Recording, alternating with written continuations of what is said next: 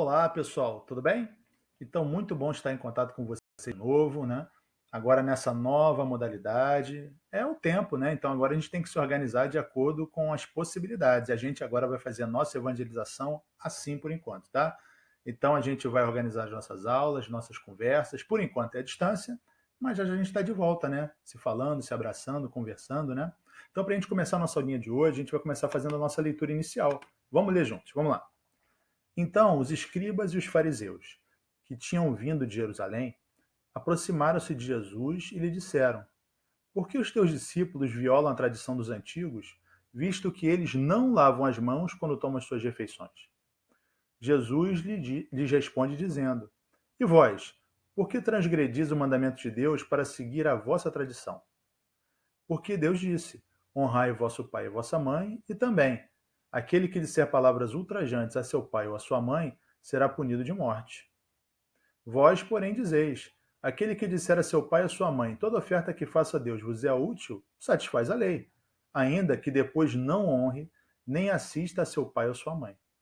E assim, por causa da vossa tradição, torna inútil o mandamento de Deus. Hipócritas, Isaías bem profetizou, dizendo: Esse povo honra-me com os lábios, mas o seu coração está longe de mim. Em vão, pois, me honram, ensinando doutrinas que são preceitos humanos. E depois, chamando por Vacilis, diz: Ouvi e compreendei bem isso. Não é o que entra pela boca que suja o homem, mas o que sai da boca é que o suja. O que sai da boca vem do coração, e é isso que torna o homem impuro. Porque é do coração que saem os maus pensamentos, os homicídios, os adultérios, as fornicações, os furtos, os falsos testemunhos, as blasfêmias e as maledicências. São essas coisas que tornam o homem impuro. O comer sem haver lavado as mãos não torna um homem impuro. Então seus discípulos se aproximaram dele e disseram: Sabes que os fariseus, ouvindo essas palavras, se escandalizaram? Ele respondendo disse: Toda planta que meu Pai Celestial não plantou será arrancada. Deixai-os, são cegos que conduzem cegos, e se um cego conduz outro cego, ambos cairão no fosso. Isso aí está registrado no Evangelho de Mateus, capítulos 15, versículos 1 a 20, tá? Então, para a gente começar a nossa aulinha, vamos fazer a nossa prece? Então vamos elevar o nosso pensamento a Deus e vamos pensar juntos assim. Senhor Jesus, mais uma vez estamos prontos para mais um momento de conversa acerca do Teu Evangelho. Somos muito agradecidos, Senhor, por tudo que o Senhor tem feito ao longo de nossas vidas, nos abraçando, nos amparando, cuidando de cada um de nós. E pedimos que nesse momento possa nos orientar da melhor forma possível para que possamos entender com clareza tudo aquilo que o Senhor nos trouxe nessa passagem. Abraça a todos nós, abraça os nossos familiares, nos fortaleça nesse nosso momento de vida e permita que nesse nosso pequeno momento de estudo possamos relembrar das tuas alegrias, dos teus ensinamentos, do teu grande amor. Obrigado por tudo, Senhor, e que assim seja, graças a Deus. Muito bem, pessoal. Então, feita a prece, feita a leitura inicial, o nosso tema é do Evangelho mesmo, e é esse tema que a gente vai estudar. A verdadeira pureza, mãos não lavadas, e a gente vai estudar os itens 8 a 10 do Evangelho segundo o Espiritismo, tá? Então, como é que a gente vai organizar isso? Na verdade, vamos tentar entender que ato era esse de lavar as mãos. Que aqui a gente tem duas imagens, né? Um desenho, se a gente for observar bem, vou botar até um pointer aqui para a gente observar melhor, né? Isso aqui é uma imagem como se fossem os discípulos comendo sem ter se preparado, e aqui o judeu tradicional fazendo o ritual de lavar as mãos, que a gente vê uma foto aqui do lado, né? E era o ritual, gente. O ritual, ele tinha a ver com, além da limpeza material das mãos, que também fazia parte, mas muito mais era um ritual para demonstrar que você está seguindo um costume, uma tradição. E se você faz isso, você está de acordo com as leis de Deus. E se você não faz? Como ficaria Jesus, então, se os apóstolos e Jesus não estavam executando essa rotina, esse procedimento? Você vê que, inclusive, era um procedimento de escolher exatamente qual é o pote que vai conduzir a água, que tipo de água é adequada, quem usa o pote para lavar a mão de quem, que parte da sua mão você vai lavar. Eles tinham todo um ritual. E, na verdade, quando Jesus é confrontado pelos fariseus perguntando sobre isso, deu origem àquele estudo que a gente acabou de ver, que a gente acabou de ler, né? Impressionante como Jesus se aproveita dessas oportunidades para dar grandes ensinamentos que nos acompanham até hoje, né? Sabe-se lá se éramos aqueles fariseus que participavam daquelas coisas e criticavam Jesus, né? Mas o ensinamento ficou até hoje, né? Então, o que eu queria fazer com vocês? Eu queria pegar aquele texto que a gente já leu, que a gente já tem uma noção, e queria marcar algumas coisas que me chamaram muito a atenção. Primeira coisa que me chamou a atenção foi esse trecho que eu estou envolvendo aqui. Vamos ler juntos? Vamos lá, olha só. Porque os teus discípulos violam a tradição dos antigos, visto que eles não lavam as mãos quando tomam as suas refeições. Observa só, a lei dos judeus estava calcada em tradições, e ele fala aqui da tradição dos antigos. Se a gente pensar bem, quando a gente fala da comunidade judaica, desde antes da escravidão no Egito, a escravidão, a libertação por Moisés, a busca do seu novo território, eles sempre foram muito arraigados às tradições. E ai daquele que não seguisse a tradição. Então isso foi um escândalo. Como é que você não vai fazer a sua lavagem de mãos com aquele ritual todo, né? Lembra que esses motivos de escândalo eram motivos que geravam muitas discussões entre eles. Por exemplo, sábado. Sábado é um dia sagrado em que eles não podem ter nenhuma atividade. Então, eram motivos de discussões caso você fizesse alguma coisa no sábado, caso você não lavasse as mãos, tá? Um outro trecho que me chamou muita atenção também, eu acho que é vocês também, foi esse segundo aqui que eu estou envolvendo, olha lá. Jesus lhes responde, dizendo: E vós, por que transgredis o mandamento de Deus para seguir a vossa tradição? E Jesus coloca essa tradição deles como contrária ao mandamento de Deus. Aí complicou tudo. Porque eles acreditavam, os judeus, que ao fazer aquele ritual de lavar as mãos e seguir todos os procedimentos que vinham dos antigos, o que eles estavam fazendo era justamente seguir as leis de Deus. E Jesus fala isso, que eles estão transgredindo a lei de Deus ao ficar se preocupando com esse ritual, com essa tradição antiga. Na verdade, ele fala algumas coisas importantes, né? Ele fala que, vem cá, tem coisas importantes que vocês não fazem. Ele lembrou de honrar pai e mãe, né? De você respeitá-los, amá-los, cuidar deles. Mas a tradição diz: se você é suficientemente entrega as suas oferendas, faz seus sacrifícios, você pode seguir adiante, porque a lei de Deus está perdoando ou entendendo e você a está cumprindo e você não precisa se preocupar em outras formalidades, como tratar bem ou amar, né?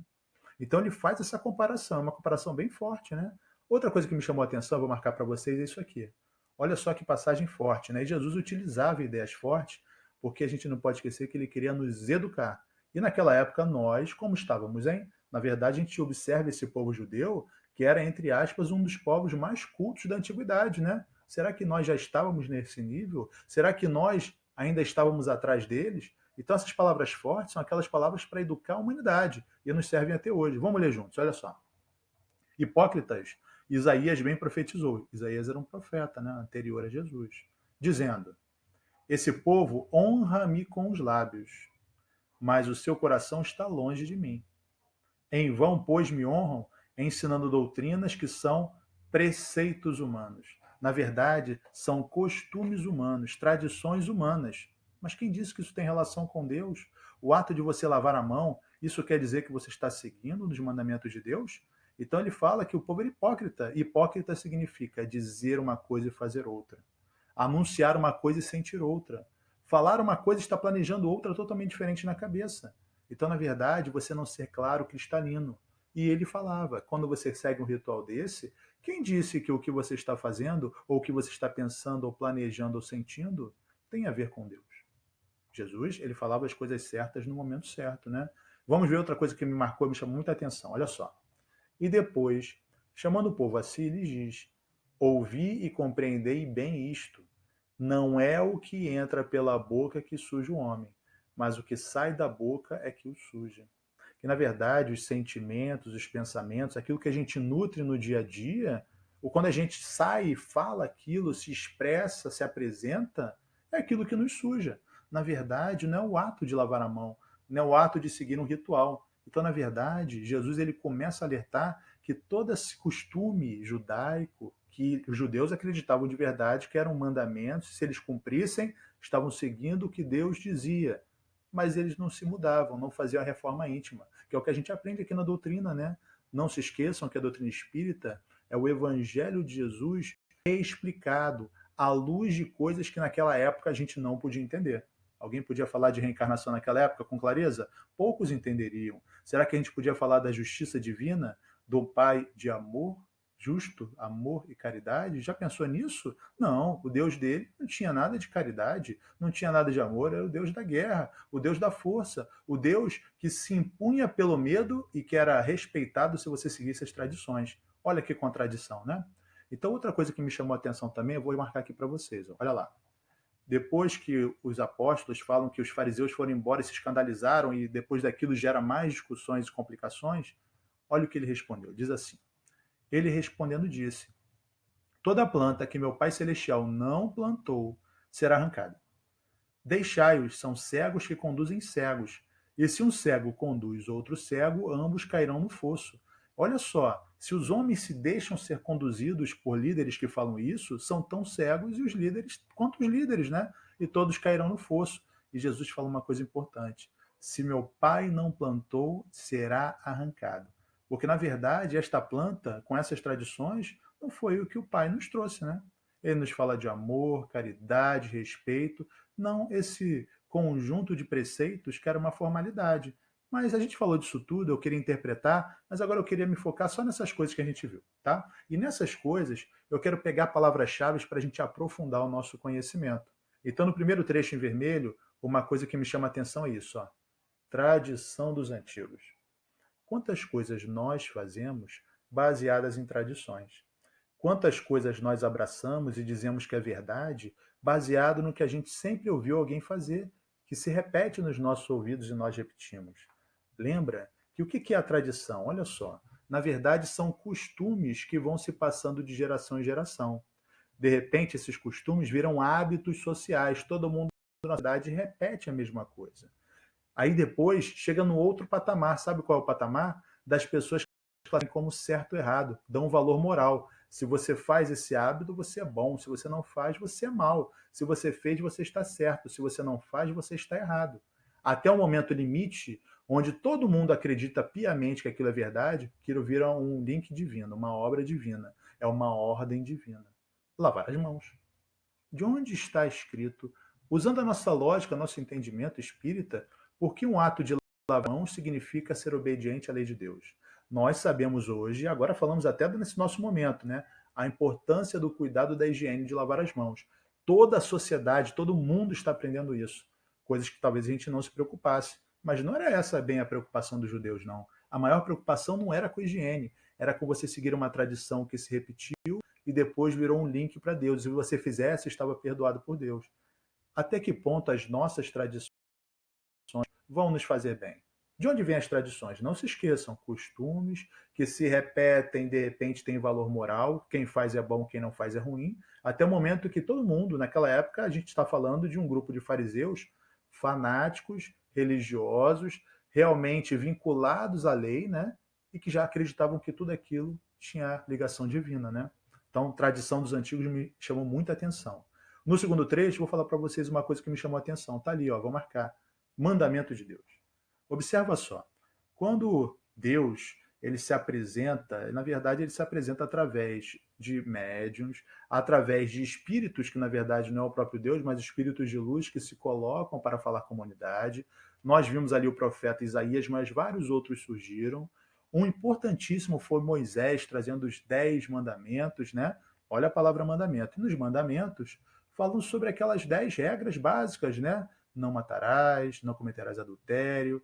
E a gente lembra que essas regras eram tão importantes que elas precisaram ser escritas, porque aquilo era o dia a dia do povo. Se não tivessem escritas, eles continuariam fazendo como se nada tivesse acontecendo.